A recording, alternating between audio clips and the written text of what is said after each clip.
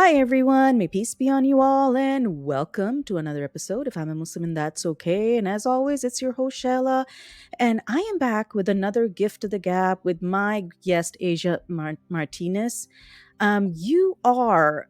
And let me get this straight. Let me read it out so I don't make any mistakes. You are an associate professor of English at the University of North Texas. You are also the author of Counterstory, the Rhetoric and Writing of Critical Race Theory, and the co-author of The Origins of Critical Race Theory. And that's why I have you here. But before I get into that, Asia, please tell my audience a little more about yourself and how did you get into this? So I like that this segment is called Gift of the Gab because one, I'm a scholar of rhetoric, and two, Mm. I've been to Ireland and got to kiss the Blarney Stone where they say that gives you the gift of gab. So that's a fun connection. So I'm from Arizona originally, and my Mhm. family are both indigenous and Mexican American. Mm. And the way that I was sort of brought up was on stories that my grandfather would Right. tell me in particular about just us, our family, where we came from, how we got here, what our future Mm. is. And that those stories were always really important to me because it gave me a sense of place within what became an educational system that didn't talk about my Mm. people. Right. To the point where I have a vivid memory, of being a second grader and raising my hand and telling the teacher that what we were learning in that moment, didn't include some of the stuff my grandpa had told me about, and the reaction and response from the teacher was that, she needed to just shut that down and, tell me I was being Wow. annoying, and that possibly that wasn't true, that kind of reaction. And it sticks out to me, and I remember it because that, I think, is what kind of propelled me into connecting really deeply with what critical race theory offers as a method, which is a storytelling approach called Counterstory. Right. And so when I started reading that work, way later as a graduate student, it was familiar to me. It spoke to me in the ways that I had cultural ties and was raised, and just was very meaningful in that way. So that's kind of what my entry point was, is that I've always been a student of this work in some way, starting Hmm. with my family. And then once I became exposed to a more, I guess, academic form of it, it really clicked for me. Right. Right.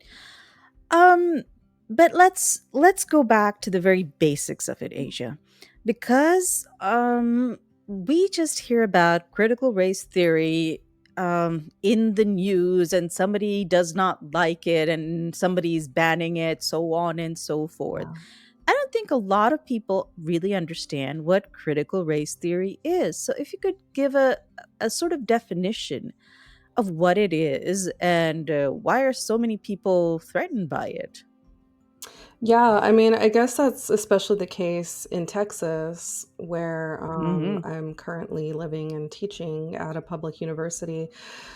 And the most recent backlash really started in 2020, but there's always been Right. resistance to critical race theory because what it is at its core is it's a critique from legal Mm. studies in particular that really is kind of a organic offshoot of the civil rights movement type of work. But by the 70s, a lot of these legal scholars were asking questions about American liberal ideologies and trying to think, Mhm. well, do they really work out the way that the founding fathers envisioned them? So things like freedom, things like Mm. equality, things like equal opportunity, choice, individualism, those sorts of good ideas, right, that are liberal. Right. Um, Right. and so what these early legal scholars who became critical race theorists about 20 years later were starting to say is that, well, this doesn't always work out, especially through legal structures or institutional structures, for everyone the same. And we think race should be a central frame of how we look at these. good ideas that don't apply the same for everyone across the Right. lines of race. And one of the ways that they decided to kind of do that, especially because these were people in law schools, was through storytelling, through having students Mm. do, acting out scenes of certain lawsuits or law cases, just putting into a more narrative form things that might be harder to read and access, especially at these Mm. elite law schools where this was starting, like Harvard and Berkeley and Yale. So, in a nutshell, that's that's what it is. It's a critique of liberalism, at its core. And that is Right. threatening because that is what this country, whether it's not a partisan thing, whether you're a Democrat, whether you're Republican, all of us are supposed to buy into those ideas. And if Right. someone's over here saying, it doesn't really work out that way, and here's why, and here's who, yeah, that's very threatening. Nobody wants to think that we're not the best here in the United States and that we don't have the best ideas, and that they don't work out perfectly, for everyone who's Right. here to do the American dream, right? Right. Right. But that's the thing. We hear it as a historical narrative, something that we're not used to, or that isn't in the history books, and it has a lot of people riled up. So, as what you're saying is that it's more of a critique of liberal ideologies. So, what's all the fuss about? Um, so again, kind of taking it to the most contemporary, attack, but again, it has this long-standing attack. Um, so originally, the people Hmm. pushing against it were, liberal institutions and liberal media like the Washington Post, New York Times, Right. administrators at universities, because of this idea that no, just because you are left leaning, that doesn't mean there's not work to do, right? And so Right. there can always be improvements in terms of who gets hired, Right. how people are treated once they're there, all those sorts of things that institutions that are envision themselves as very democratic and left leaning don't want to hear, right? Right. And so that was the more historic, but the one now really came about, and was instituted in a broader way in 2020, because that was the year that two things happened. Well, more than Mm. that. One, we were in Right. COVID, right? And so that was, but Right. also the murder of George Floyd in Minnesota Hmm. that prompted then the Black Lives Matter summer, really, that was Right. international. And the Mm. pendulum swing of that sort of activism, especially the solidarity that we saw the world over, similar Right. to what we're seeing with Palestine right now and some of that Mm. solidarity, there's always a backlash, right? There's a rhetorical backswing from the other side, the right in this case, to say that, to demonize it, right? To make it scary or bad or Right. not good. And so some of the more conservative think tanks at that time, like the Heritage Foundation here in the US, pretty much deployed their spokesperson, Christopher Rufo, who is a Hmm. journalist, but also he calls himself a brawler of sorts, to news media like Tucker Carlson. And so that's Mm. exactly what happened. Rufo appeared on September 1st, 2020, on Tucker Carlson Live, and just sounded the alarm on this horrific Mm. occult, he called it, ideology, Right. Right. that he was conflating with DEI, diversity, equity, inclusion, but Inclusion. labeling CRT, critical race theory. And in that Right. interview, which you can watch on YouTube, he says a lot of Mm. really interesting and troubling things. He calls on President Trump to issue an executive order banning any of these DEI or CRT informed trainings from all Right. federal government entities. And that's really where it started, because what think tanks do, right? What Heritage Foundation Mm. had prepared was kind of the template for what was the wording in this executive order that Trump ended up issuing by September 22nd, 2020. So this moved fast. And Right. then very soon after, within the next year, all these state governments, these state legislatures started drafting legislation that had the exact same boilerplate language from the Heritage Right. Foundation about what was wrong with CRT, how it's basically DEI, and they are different, and how it's, teaching white people to hate themselves, and how, Mm. um, one of the ones that sticks out to me the most, because this is one of the ones that happened in Texas, some of the legislation, that things like slavery and racism are not woven into the fabric of the founding of this country. They're just aberrations, they're outliers, right? They're things that happen. It's Mm. unfortunate, but it's not who we are, and so should not be taught Right. as Right. such in terms of history. So that's kind of the Right. the rundown of what brought us to this current moment. Right. Right. But that's what I wanted to understand, because from my understanding, what you're telling me, that this was more a high level criticism of how systems have been working so far in terms of not inclusion, or not keeping in mind that the aspect of race affects a lot of everyday things, for especially for BIPOC people. But it sort of boiled down to that it's being taught in class. Is critical race theory going to be taught to my sixth grader? I don't mind if it is, but I think that's the really the skeleton in, or the boogeyman, is that everybody thinks that it's being taught in public school when it's really not. While it started, yes, in these more elite law schools, what happened over the course of it getting founded kind of officially by 1989, is that the immediate uptake of CRT as an idea happened with education scholars almost again immediately. By the Mm. 1990s, it spread like wildfire into some aspects of education studies.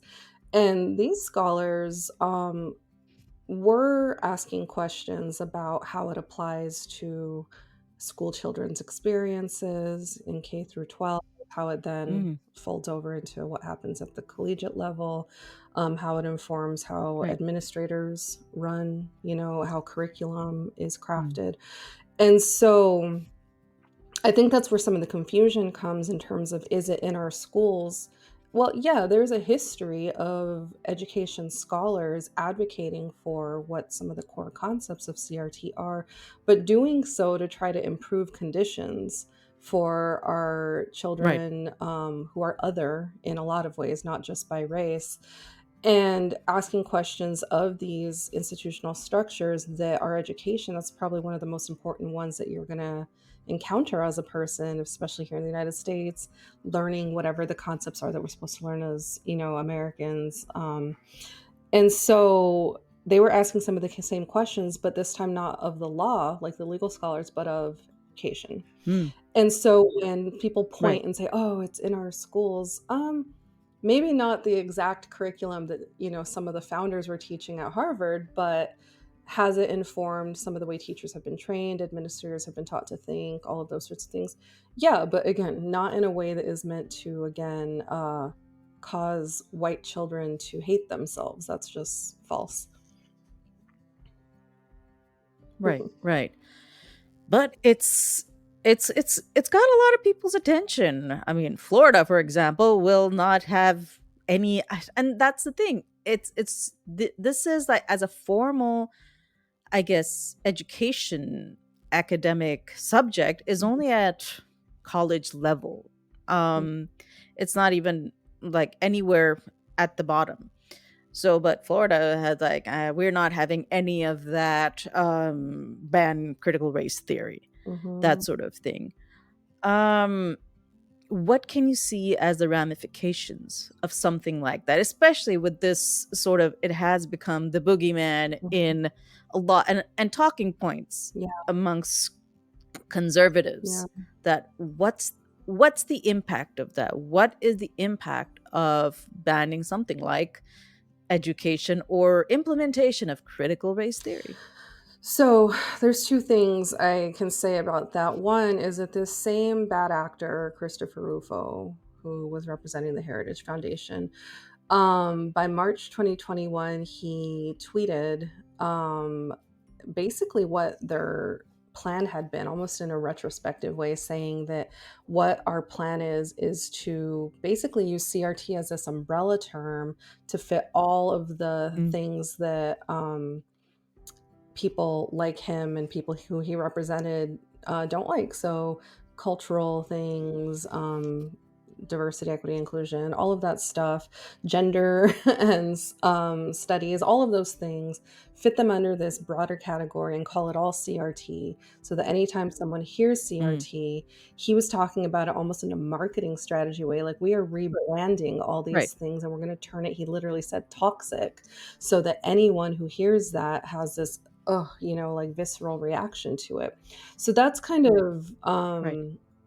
what they laid out as a plan. But in terms of what the ramifications are, like I said, I'm from Arizona and I have experienced a state level version of what this federal banning of books and curriculum Mhm. have become, because in 2010, our state legislature banned ethnic studies, and they didn't mean ethnic studies across the board. Oh, It was just wow. Mexican American studies. And so the courses in our public Man. schools that taught Mexican American history, Mexican American literature, were deemed a threat to our homeland security, and Oh, that they wow. were courses that would kind of make students want to overthrow the American government. That's how the legislation was written. And so they were Jeez. banned, including the books that were part of the curriculum. And some of these books were things like Shakespeare's The Tempest, right? And so it wasn't even just stuff Oh my by gosh. Latin authors or Mexican American authors.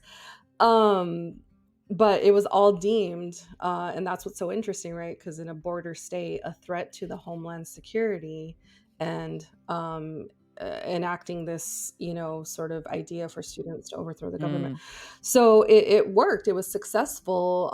The ban was instituted in 2010, signed into law by the mm, governor at the time, and it stood, even though there was litigation, for 7 years. And so, what happens in those 7 years? Well, that generation of children are denied mm, access to any of that content, history, literature. So, those very important bits of information, and even just, I guess, I don't know how to explain it. I'm thinking of the first time I took a Mexican American literature class, which was my last semester of grad school, last coursework.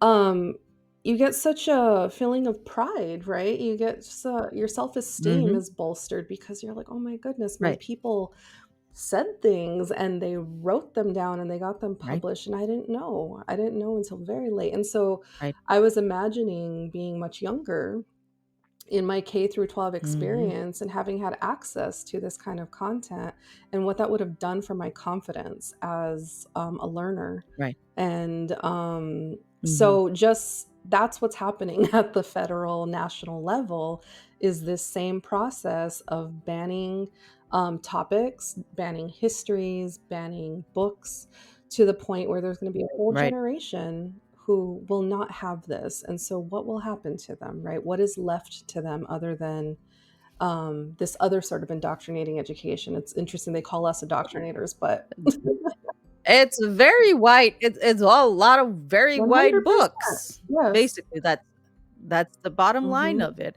And that's the thing, we hear about a lot of these book bans, but that, as you've explained it, that is sort of a trickle down repercussion Hmm. of this negative rhetoric around CRT, where books like just simple children's book about which have a BIPOC protagonist, or discuss any sort of thing that isn't white centered, and for one reason or the other, it sort of ends up on the banned books list.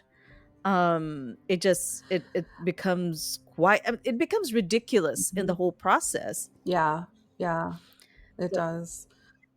yeah, yes, go ahead. Um, yeah, so, these bands, again, I'm thinking back to what happened in 2010 in Arizona. It's a violent process because some of these, Mm. actors on behalf of the school district came into classrooms, students' classrooms, and took Oh, posters off wow. the wall and boxed up the books and walked out with them, and students were in tears, they were crying, because they knew, um what was being taken from them. And Right. when what you're left with is this homogenizing sort of Mm. approach to education. My students and I talk about this all the time in relation to a lot of different things that happen in education when it comes to language, when it comes to how history is taught, when it comes to what is preferenced, right?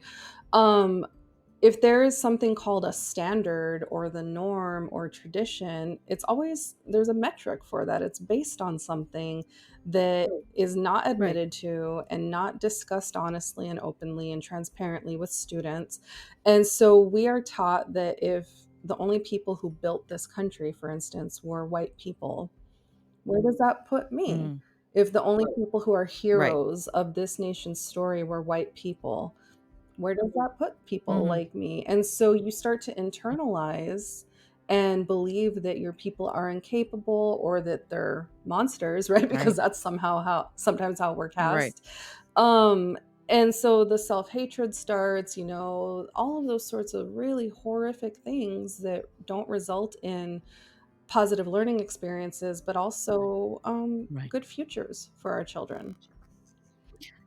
Right. And on top of that, like, you have discussions of literally the I mean, I don't even know how to put this, but it's not exactly an erasure of slavery and our history of slavery, but it's like, yes, slavery was good for black people. And when I heard that for the first time, it was shocking that, they're trying to sort of I guess reword narratives that slavery taught black people essential skills that otherwise they would not have had, and so on and so Mhm. forth. But that's the thing. That is, it's sort of like trying to not take responsibility for what has happened Yeah.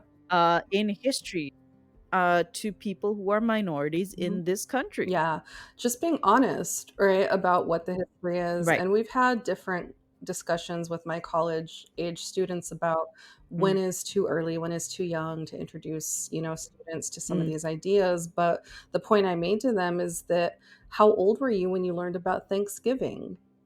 How old were you when you right. were taught to say the Pledge of Allegiance or to sing some of the, Hmm. Sea to Shining Sea, Manifest Destiny songs, right? Right. You are already being taught in a very politicized, Right. uh, biased way, but Right. you're being taught not to see that or to understand it as such. And so there's never, I think, too early a time. Right. The thing about slavery, especially because, yeah, there are horrors that maybe you don't get as explicit Mm-hmm. about with the younger children, but the reality of it comes down to a sort of scandal that happened in Texas because Texas is a hub for where textbooks come from, where they're published and Yeah. disseminated to the rest of the country.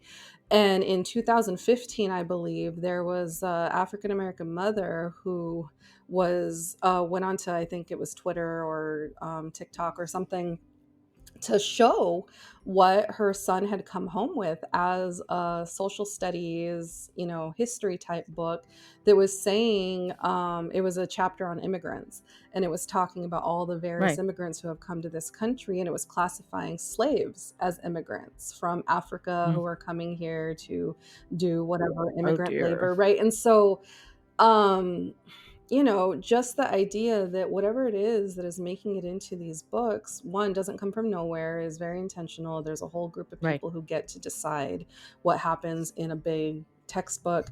And then yeah, that very intentional rewriting, recasting to absolve Mhm. of responsibility. But one of the points I make with my students too Right. is that if you are feeling, because it's all about feelings, right? If you are feeling like someone is pointing the finger at you and saying it's your fault as a Mhm. white person, I think the first question to ask and the more interesting thing to explore is, when did your family become white? Because that has not always been the same thing in this country. And a lot of Right. our students are Right, Polish right. That also background, has a history to Irish. itself. Yeah, Yeah. yeah. And so Right. is this even Because about that's uh, your people? Maybe not. And so ask that question, right? Like, why and how were your people not white at one point, and what was happening to them before that? Um, right. The thing is that the history of whiteness most people don't understand. Is mhm. just that this racial segregation didn't always exist. It only existed for the further suppression of black slaves. Yeah. Before there were just like were white people and not white people, but those that were poorer and they were of white Mm, descent, and most black slaves, they were on the same sort of yeah. level in it terms to how they were treated by the higher up rich people sort of situation. Yeah, and that's one of the things that, again, the CRT scholars have been examining for a long time, is Mm, that idea of that divide and conquer strategy along the lines of race, when right, class was something to identify right, with each other about, right? And so if we divide people by right, race, then there's something to feel like, okay, there's something at stake. And what it is at the end of the day is access to whiteness. Because again, right, right. scholars like Cheryl Harris, Ian Haney Lopez, they've been the biggest voices from CRT talking about things like Mm, whiteness as property and even the history of right, whiteness, is that whiteness has always been defined by the American government and Supreme Courts in right, particular, and not even defining what it is, but right, defining what it's not. So as to exclude people. right, And so there is really no such thing as whiteness without people of color. You have to have that right, dynamic for whiteness to even be a thing, but it becomes a thing with right, value, which is why right. people, aspire to it and don't let it go easily. Or they find security in Mhm. it. That's the thing. Historically, when you look at it, that it brought an advantage that you were not going to be, oh, I guess, tortured and put through a lot of really terrible things Yeah, because you were yeah. white, or you were classified as white, Mhm. or labeled as white, or you could pass as Yeah, white, yeah. sort of You quite situation. literally got to be a citizen in this country on that basis.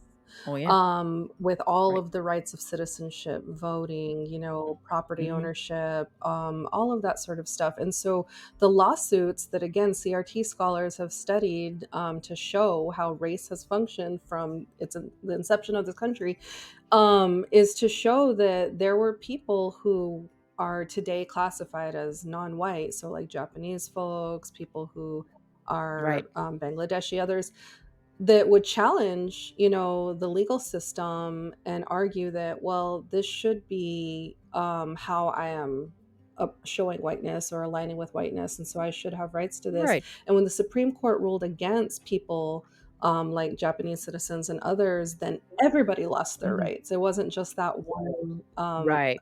person who was filing the suit. But again, it was always about who gets access to the rights and Right. privileges and promises of this country, and who quite literally by law is kept out of that until other sorts of like amendments were passed. But we even talk about Hmm. that, and that's a big topic within CRT, is like, okay, so yes, amendments were passed to try to correct the Constitution in terms of how it was treating Black people. But when Right. those amendments were passed, okay, especially post the Civil War, what happened? That Right. secured equal rights for Black people, now freed, formerly enslaved people. Well, immediately Plessy versus Ferguson happened, which was instituting Mm. Jim Crow. And how long did that stand? Right. All the way into 1954. Hmm. So you need this lens of CRT to examine those sorts of Of course. processes, which again is why it's threatening, because it forces us to reckon with that history and be honest about it.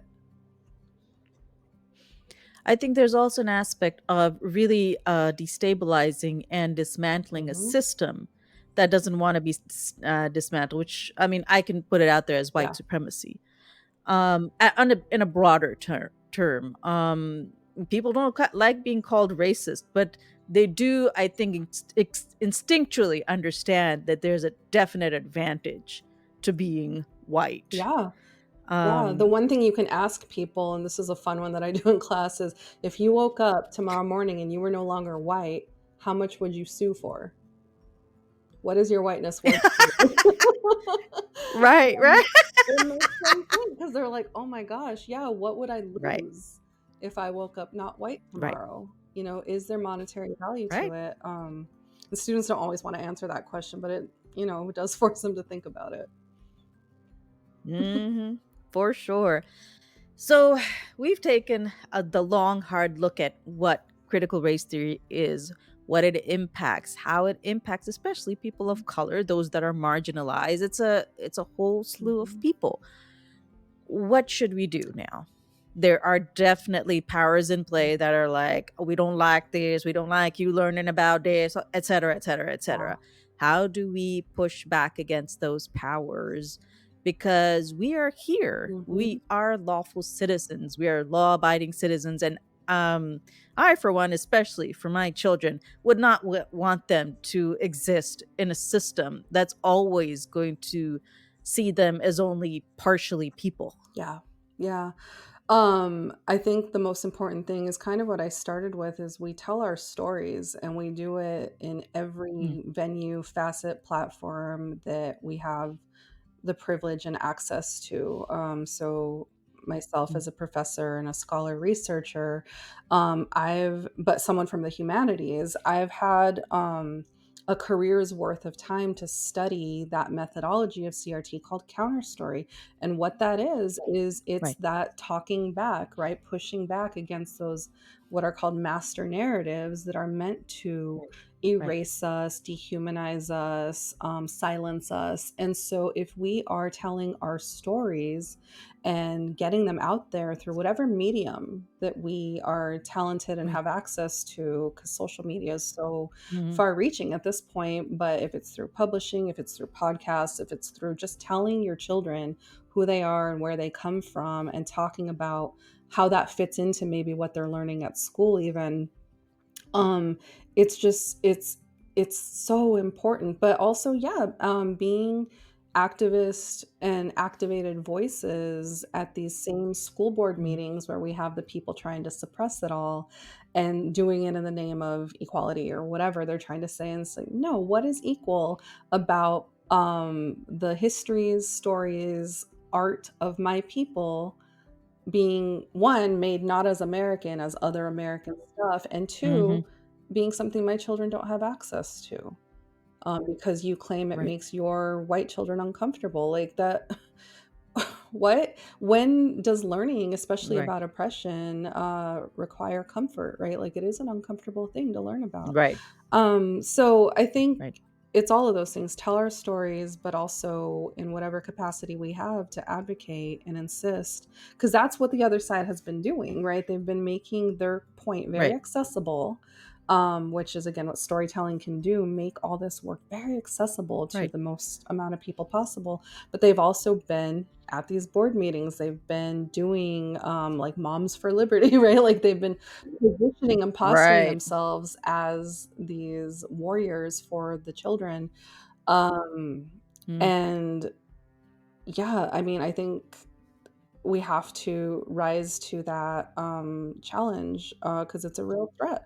mm, right, right. And yeah, that's the thing. It's not they've been fighting hard for it, and the at the opposite end, we have to fight Hmm. back to be able to have a voice, reclaim our Yeah. narratives because our narratives matter. Yes. It matters for us, it matters for our children, and for history at large Yes. Yeah. because that's how erasure Yep. happens. Is then when stories are lost, you can't go back to anything Exactly. except for what's already out there. Yeah. Keeping in that vein, please tell my audience about both your books. I think they would be very important reads for all of us to be able to better understand all of this and all that we hear. So please do tell us about it. Yeah, so the first book is very much based out of the work I did as a, graduate student that then became my, first project. And it's really looking at that methodology I've talked about of this storytelling that CRT scholars have done Right, historically. And so what hadn't been done before I wrote my book is there had been a lot of uptake of counterstory. People had been writing right. counterstories in various fields. What hadn't really been done was what I did, which, because I'm a rhetoric scholar, I'm a writing studies scholar, I really examined the exemplars of counterstory, Derek Bell, Richard Delgado, and Patricia Williams, and said, okay, they're doing something here. What is it? What is it that Mm, works about the way they tell stories? Because Derek Bell approaches his storytelling from almost like a sci-fi fantasy approach, which is interesting, right? mm, Because we have things like The Twilight right. Zone and Black Mirror and Jordan Mm, Peele's films that do the same thing. So there's a tradition for that. Richard right, Delgado, on the other side of things, is a perspectivist. He wants to show you very lawyer like this angle, this angle, this angle, this angle, this angle of the same story, and have you as the audience come away and say, what's the truth? What actually happened here? mm, And so that's kind of how he constructs what he does. Whereas Patricia Williams, she writes from a very autobiographical approach, where as a Black woman, she wants people right here, up close and personal, to see this is what life is like in my skin as a Black woman. And I don't care if you're right. uncomfortable. I don't care if you want to look away. I'm not going to Mm, let you. And so some people have viscerally rejected her work, mostly white men, because of that discomfort that she causes them. But right, it's brilliant because she's weaving in right, legal theory to just storytelling of everyday small experiences, right, that add up to a bigger right. picture. And so that's what I did. I examined those different forms to show people not only what kind of the rhetorical effectiveness was of these different methods that these scholars do, but in the same chapters, I wrote my own counter stories that were Mm, modeled off of their different approaches to demonstrate you can do right, it. It's not just them who are the right. superstars, right? Like, this is a reproducible thing to do with community learners, to do even in, K-12 situations, to do with whatever students, that Mhm, you might be working with. So that's that book. Lots of storytelling, but the first parts of the chapters have the more, analytical breakdown of mhm, what these people were doing. The next book that's coming out, that is co-authored with my writing and research partner Robert O. Smith, is basically taking a deep dive into what the origins of critical race theory are, but doing it from a storytelling perspective. And so one of our reviewers of our manuscript said it very much reads like a fun summer read, even though it's about very serious content, and that was intentional. We did that on purpose because, back to what I was right. saying about storytelling and accessibility, part of what we were both just racking our brains about when 2020 hit and all this backlash and banning was, how do we fight these tall tales, these stories with our Right, own stories? And so we right, went right, into, like, the archive of Derek Bell, who's one of the founders, which is at New York University, and we spent time there going through his papers trying to piece it together. And then that kind of led us on a right. path of interviewing founders who are still alive in their 80s, but still alive and willing to Mm, talk to us about these early moments. And so we reconstructed that past of what led to how CRT became a thing, but we do it through storytelling mm. that we insisted on being almost cinematic as we were writing. And so a lot of these stories Oh, read as if you would see it in a movie or a documentary. And that was, again, really intentional because we want people to know exactly what CRT is, and to know it in as broad an audience as possible, accessible as possible. So right. there's no question after this book. No one can say it's this thing, it's that thing, it's the other. It's like, no, no, no. Read this book. You'll have a very clear idea, and it's not just for academics. Right, right. So your book, The Origins of Critical Race Theory, that's Yeah. the one you're talking about. It Is comes it out out? March 2025, so it's almost out. Oh, It's on its great. way. We can't But wait for it to come out you're either, but yeah, the press is right, right. But Counterstory is already yes. available. Is it available everywhere? Amazon, Yeah. that's Mhm. unfortunately that's where I buy from, Yeah. but I'll put a link in my bio. And where can people reach out to you, Asia? I mean, Um, a lot of people have yeah, questions. so I have, a working email address through my department website, and so that's a great way to get in touch with me. It's my name, asia.martinez at unt.edu. But I'm also on what's called academia.edu, and so that's where I post almost Mhm. everything I write that is not my books. So all the different articles and Mhm. interviews, different things that I've been involved in, and I make sure it's open access for people to um, Right. get whatever they want, whatever they need from me. So there's a messaging system in that platform as well. So email or academia.edu are the two. I'm also on LinkedIn. So if people want to find me there. But yeah, I welcome No, any of kind course. of discussion, exchange, interaction. And that'd be great. And thank you for what you do, Asia. It is very important that people get what it is actually, what CRT Mhm. is. What's it is it the boogeyman or is it not the boogeyman? Why is it important for Mhm. us as nation moving Yeah. forward? Thank you so much for clarifying all of that. I think it's so important. Thank you to everybody who's listened in and watched us on YouTube. Y'all take care of yourself and may peace be on you all.